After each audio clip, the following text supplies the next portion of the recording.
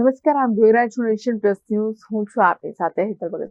Dabhoi additional district and sessions court દ્વારા વર્ષ 2024માં ડભોઈના Radhe complex પાછળ ઝૂંપડપટ્ટીમાં રહેતા પતિ પત્નીના ઝઘડામાં પતિ દ્વારા પત્નીની માથામાં ઈંટ મારી ઈજા પહોંચાડી સારવાર દરમિયાન મોત નિપજાવી ગુનો કર્યાનો કેસ ચાલી જતા કોર્ટ દ્વારા હત્યા કરનાર પતિને આજીવન કેદ તેમજ ₹20,000નો દંડ હુકમ કરવામાં આવ્યો છે.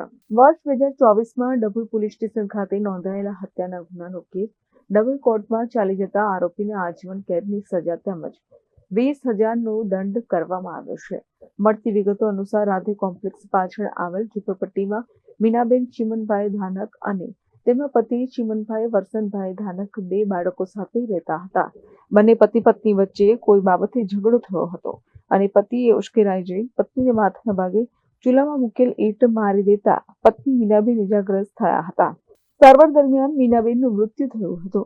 બાદમાં ડભોઈ પોલીસે હત્યાનો ગુનો દાખલ કર્યો હતો, જે case Dabhoi additional district and sessions કોર્ટમાં ચાલી જતા સરકારી વકીલ HP ચૌહાણની દલીલો અને પુરાવાને ધ્યાને રાખી એડિશનલ ડિસ્ટ્રિક્ટ એન્ડ સેશન્સ જજ RM શર્મા દ્વારા આરોપી પતિ ચીમન વરસન ધાનકને આજીવન કેદ અને ₹20,000નો દંડનો હુકમ કર્યો છે.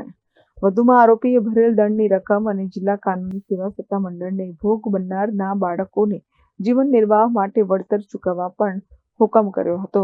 સને 2024ના અરસામાં ડભોઈ ટાઉનના રાધે કોમ્પ્લેક્સ પાછળની ઝૂંપડપટ્ટી પાસે રહેતા ફરિયાદી રાજુભાઈ બચુભાઈ ધાણુકના ઘરે તેઓની મરણ જનાર બેન મીના તથા આરોપી ચીમન વરસન ધાણુકનાઓ આવેલા અને તેઓએ તારીખ 18/1/24ના રોજ મરણ જનાર સાથે ઝઘડો કરી તેણીને માથાના ભાગે ચૂલાની ઈંટના 2 ફટકા મારી ઈજાઓ કરેલ અને તેણીને સારવાર અર્થે SSG હોસ્પિટલમાં દાખલ કરતા તેની મરણ ગયેલ, જે અંગેની ફરિયાદી રાજુભાઈ બચુભાઈની ફરિયાદના આધારે આરોપીને પકડી તેઓ વિરુદ્ધનો કેસ મહેરબાન ડભોઈના એડિશનલ ડિસ્ટ્રિક્ટ એન્ડ સેશન જજ શ્રી RM શર્મા સાહેબની કોર્ટમાં ચાલી જતા આરોપીને તકસીરવાન ઠરાવી આજીવન કેદ તેમજ ₹20,000 દંડ ભરવાનો હુકમ કરેલ છે અને દંડ ન ભરે તો વધુ 1 વર્ષની કેદ ભોગવવાનો હુકમ કરેલ છે.